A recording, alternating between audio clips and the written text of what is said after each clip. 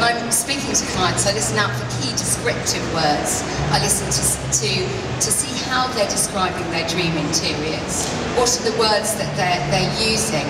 And then I use those words as foundation stones in the interiors I pull together for them. I get my inspiration for my interiors from absolutely everywhere. I carry a camera everywhere I go, and I'm constantly taking photos of different textures or patterns, and I'm always looking out for something unusual, for unusual colour combinations or shop window displays that kind of excite me. And when I'm working with clients, I'm looking out through their eyes as well. So I'm always looking out for a way of finding something new that I can pull into a scheme and to develop through. Different colours create different moods, and when a client says to me that they want to create a calm and relaxed scheme, I'll tend towards the cooler colours, so I'll go for the greens and blues and purples. But with a cool scheme, you need to be very careful because cool colours by nature will feel a bit cold unless they're balanced well. So they need to be balanced with warmer materials.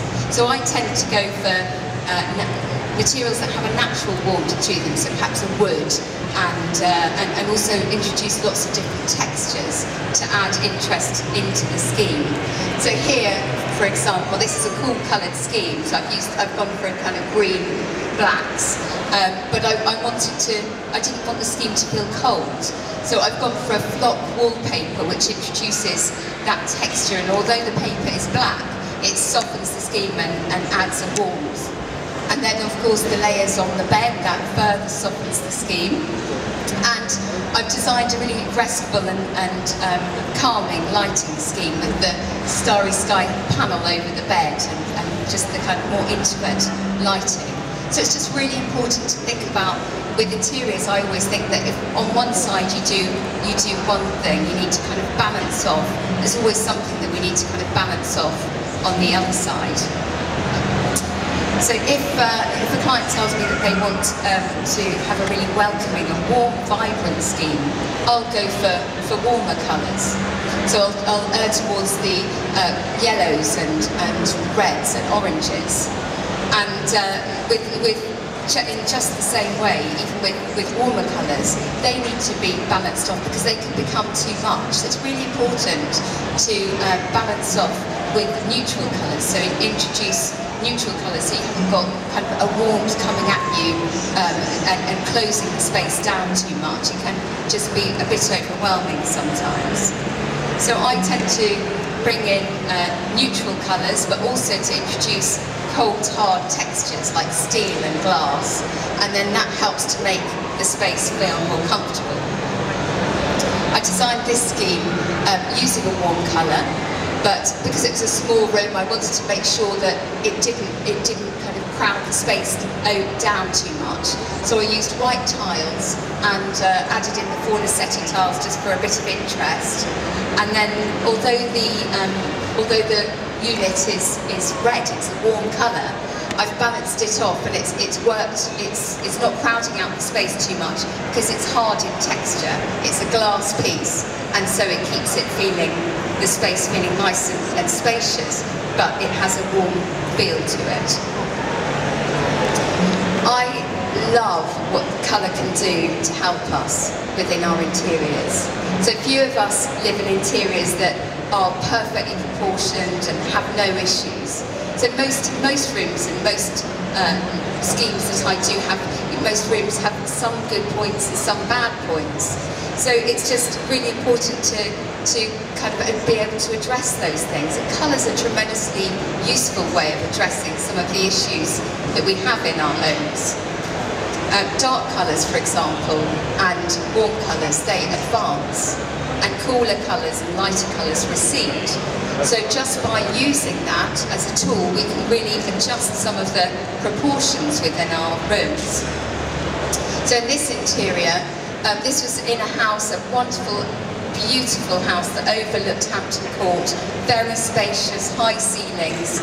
Few of the rooms posed any design challenges. But in this instance, there was a long, narrow room at the back. So we did a number of things to counteract that and to make the space work. And one of those things was to address the issue of colour within the room. So on the two shorter walls, I had a black textured paper which helped to kind of visually those walls came in, they advanced. And then I had the lighter metallic paper and the curtains on the two longer walls, which visually then helped those colours to recede and helped those walls to recede. So we were able to start to square the room up very successfully. Colour's also really useful for defining areas. So defining large rooms, a lot of people kind of tend to space the furniture all the way around the outside, but to really identify different areas and break large rooms up into different areas, we can use colour to do that and to help us with that. In this basement, this is a large basement with not very much light coming into it. I mean, we did actually have a wall of glass, but there were real dark patches within the basement. My client was really concerned that it didn't feel dark. This was the main family living space, and they wanted it to feel welcoming and fresh and bright and appropriate to a family. So we did a number of things here. I used the large format high gloss tiles in a pale colour, which just helped to catch the light that we did have and to bounce it back into the room. We also used neutral walls, so a lot of walls in this space were neutral, but neutral in colour, but we just used the red to identify each area. So it just kind of broke the area up. We had the red paper on the living area, and then a red wall of paint in the dining area, and then we had the red glass and the red curtains in the kitchen area. So it just helped to create a little bit of atmosphere in each of those spaces. And then also I've added in the green, which just kind of brought the outside in. It just linked through to the garden, which helped to give a sense of space and kind of expanding the room.